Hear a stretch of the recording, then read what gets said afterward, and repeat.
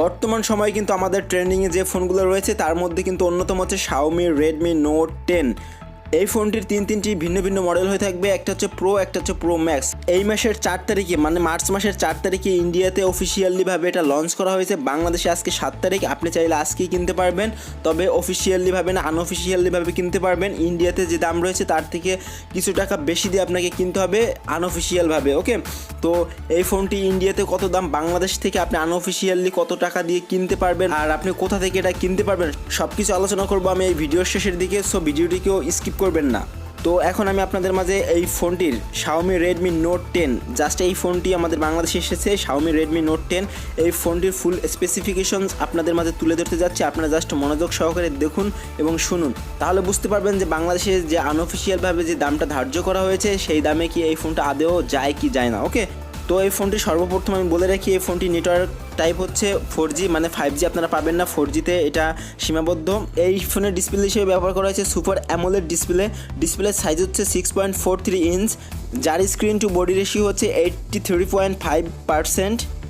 Display resolution হচ্ছে 180x2400 pixel. Display ratio হচ্ছে 20:9 ratio. ডিসপ্লের পিপিআই ডেন্সিটি হচ্ছে 409। ডিসপ্লের প্রোটেকশন হিসেবে রয়েছে কর্নিং গরিলা গ্লাস 3। এই ফোনটিতে ভার্সন হিসেবে ব্যবহার করা হয়েছে ওএসের অ্যান্ড্রয়েড 11 ভার্সন MIUI 12। এই ফোনটির চিপসেট হিসেবে ব্যবহার করা হয়েছে কোয়ালকম স্ন্যাপড্রাগন 678, যার ট্রানজ্যাকশনের পার্থক্য হচ্ছে 11 ন্যানোমিটার। এটার সিপিইউ হিসেবে ব্যবহার করা হয়েছে অক্টাকোর। এটার জিপিইউ হিসেবে আছে অ্যান্ড্রো 612। এটাতে আপনারা extra dedicated memory card use করতে পারবেন।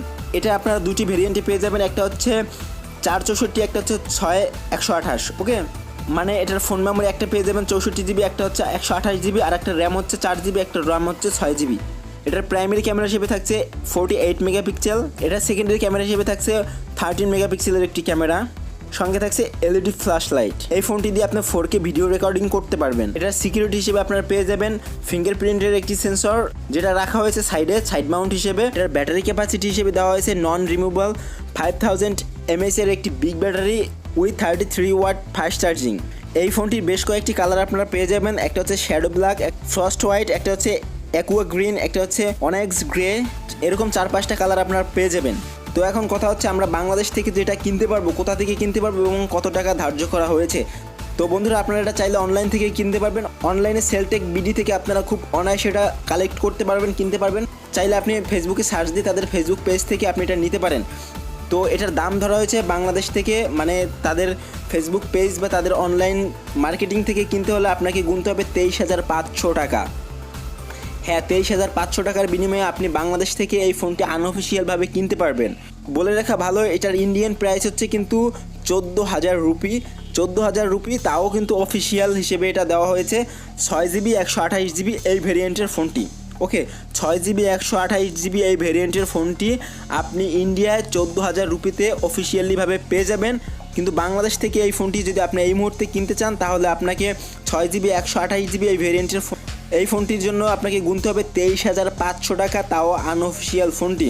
এখন আপনাদের প্রশ্ন থাকতে পারে যে ভাই, এই দামের মধ্যে এই ফোনটি নেওয়া কি ঠিক হবে কি হবে না? তো আমি এক কথায় জোর গলায় বলতে চাই, অবশ্যই না। কারণটা হচ্ছে ফোনের যে স্পেসিফিকেশন আর ইন্ডিয়ান যে প্রাইস, সেই অনুযায়ী বাংলাদেশে খুব বেশি দাম নেওয়া হচ্ছে। কারণ ইন্ডিয়াতে আপনি পেয়ে যাচ্ছেন 14,000 রুপিতে অফিসিয়াল ফোনটি, সেই স্বরূপ বাংলাদেশে এই ফোনটি অফিসিয়ালিভাবে দাম হওয়ার কথা ছিল 18 থেকে 19,000 টাকার মধ্যে, বা 18,000, সর্বোচ্চ 19,000 টাকার মধ্যে অফিসিয়ালিভাবে। আমি আপনাদের আজকে একটা কথা বলে দিচ্ছি, এই ফোনটির প্রাইস কিন্তু অবশ্যই ড্রপ হবে, বাংলাদেশে অনেক কমে যাবে, আপনারা চিন্তাও করতে পারবেন। আপনারা যারা এই ফোনটি কিনতে চাচ্ছেন তারা একটু ধৈর্য ধরুন, একটু সময় অপেক্ষা করুন, এই ফোনটির দাম কমবে, অবশ্যই কমবে। 23,500 টাকা দিয়ে আনঅফিসিয়াল ফোন কেনার মতো লোক খুব কমই আছে। এই ফোনটার যে স্পেসিফিকেশন, যে ক্ষমতা, সেই অনুযায়ী দামটা অনেক বেশি। তো আমি আমার ব্যক্তিগত মতামত জানিয়ে দিলাম, কেনা না কেনা সবই আপনার উপরে। কোথা থেকে কিনতে পারবেন, কত টাকা দিয়ে কিনতে পারবেন, সবই তো বলে দিলাম। তো বন্ধুরা, এই ছিল ভিডিওটি। তো ভিডিওটি ভালো লাগলে অবশ্যই একটি লাইক দেবেন। মনের মধ্যে কোনো কোয়েশ্চেন থাকলে অবশ্যই কমেন্ট বক্সে জানিয়ে দেবেন। তো দেখা হয়ে যাবে আগামী ভিডিওতে। ততক্ষণ ভালো থাকবেন, সুস্থ থাকবেন, ধন্যবাদ।